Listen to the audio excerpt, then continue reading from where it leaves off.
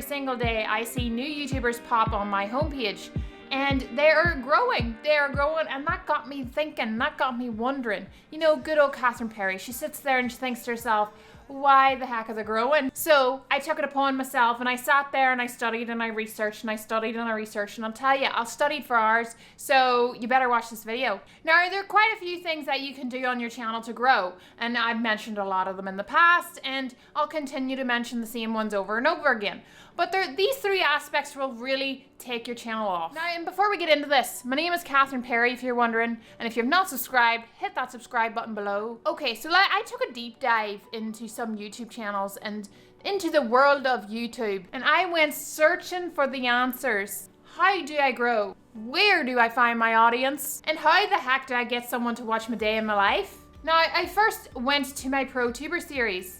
Just so you know, if you haven't watched that, I'll link it below for you because it's a good series to watch. And yes, I studied my own videos. And then I went into the world of YouTube and I studied some channels. Finally, I took a deep dive into the one channel that I continually go back and watch more. All right, so the first thing I did is I went to my Protuber series. I studied all the videos. I took a deep dive into my videos and all the research and scripts that I have done in the past. Well, for goodness sake, I've studied over, 30 plus big YouTubers and given you lots of tips and tricks.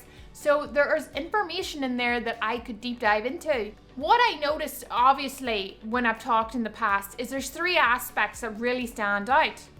The first one is storytelling, the second one is editing, and the third one is personality. Now, those are not in any order. Obviously, if you have those three aspects on your channel, you'll do really well. Now, obviously, these three things can help you, but let's study it and go a little deeper and into these aspects and see what we can find. The second thing I did is I studied 30 channels. I just randomly picked channels out there that were doing, decent, nothing too exciting. These were average across the board, some were a wee bit smaller, some were a wee bit bigger, nothing, crazy. And again, I studied random niches. I didn't deep dive into the single niche, lifestyle, the world of lifestyle. I went into gaming, I went into all of it.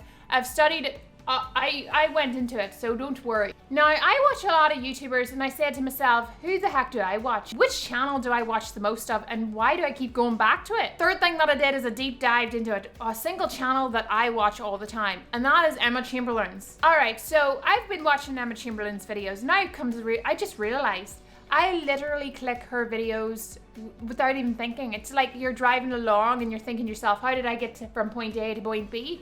I did that. I clicked hers without even knowing what I was doing. Now, in no way in heck do I relate to her in any way. Like, I don't have the big house and I'm not, young 20-year-old something doing, off, you know what I mean? I don't have the cats, but I have the rabbit. Maybe that's sort of something similar. What I realized with Emma's channel is that she checks off all the boxes. Emma is her channel, and that's why people keep going back for more. Her personality is the reason why she gets 4 million plus views sometimes. And as she stated in the past, that can be a wee bit of a struggle for her mentally, understand the difference between her channel and her personality. The connection there and why people love to watch her videos. And she is probably the one YouTuber out there that can shift her content without a blink of the eye. Now, you wouldn't see Mr. Beast doing that, would you? I don't think you'd be watching his videos too much. Well, maybe you would just because of Mr. Beast. But if he wasn't as big, I don't know if you would decide to watch his day in his life. Well, maybe you would. I don't know. I think there's a big shift and a big difference between that and, the content that Emma, she can do that very easily. Now, this leads me into the other points. Editing. Her editing style is amazing. In the past, her videos were very edited, and you could tell that. She could zoom in and she'd make sound effects, and you just noticed that the editing style would fit really well with her personality. Recently, she has shifted that all. The dynamic of it. I don't think any other channel could do it. Emma has done a great job at being able to shift it without a problem. Well, this leads me into the storytelling aspect. She also does a great job of that. Now, whenever she used to edit it a lot, it was almost, in my opinion, a wee bit too much maybe, just because, I don't know, I saw her connection between her editing and her personality, but the storytelling was there, but it wasn't. Now, she's not editing as much, which is actually making it better. Her editing is just, it's there. She's doing more of like the 90s vibe, like the nostalgic vibe. And she's coming out with that editing style. But the storytelling, it's like she's the last person on earth. And I just absolutely love that. Not that she's the last person on earth, but the whole connection between her personality, the storytelling, and the editing. She does day in her lives basically all the time. And literally people will click and watch it just because it's a story. It's like she's filming and being, I don't know, the storytelling.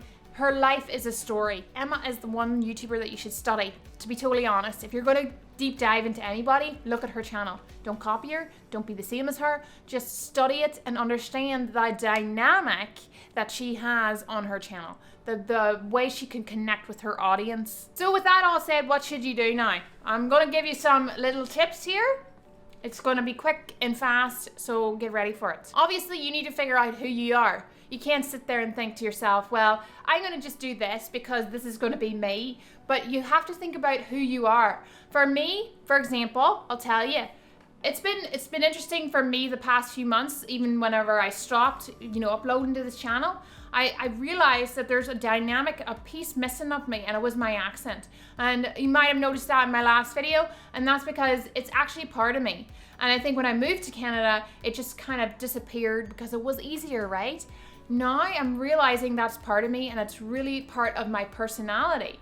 And I've always had that connection to it. Whenever I talk to my family, I get much more excited, and it just comes out and I just feel, at home with myself. Now, for you, it might not be the same thing. There might be something else. You need to do some self, thinking about yourself. Think about who you are and take some time to understand. Be self-aware of who you are. Editing style. Your editing, well, this is a simple one. You just keep practicing, and that's the way it is. I've been editing and filming videos for about 6 years now, and I'm still learning new things. So don't sit there and say to yourself, well, I'm no good. And maybe you feel like that. That's okay to feel like that, but don't get down on yourself. Start doing something and get up and go and try again. If you fail, that's the best thing that could happen.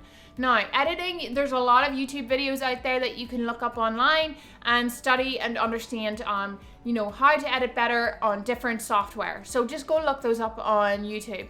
The last thing is storytelling, and I will tell you this. If you want to understand storytelling, you need to research and study and understand the whole idea of it. There are courses out there and people that are doing this for, a living for the past year, like 20 years, and they're like finally getting their storytelling down. Some people, it clicks like that. Storytelling is the hardest thing of all of this. Well, maybe the personality would be a wee bit hard because you need to figure out who you are. But if you don't have that automatic storytelling aspect, it's going to be hard. I'm not going to sugarcoat it, and that's simple as that.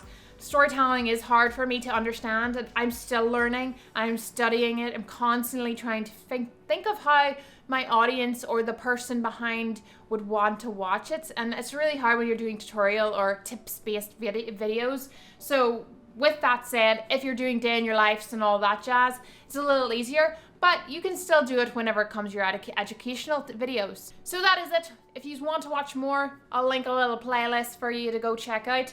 And if you like this video, well, hit that like button. If you didn't, then don't. All right? Have a good one, guys.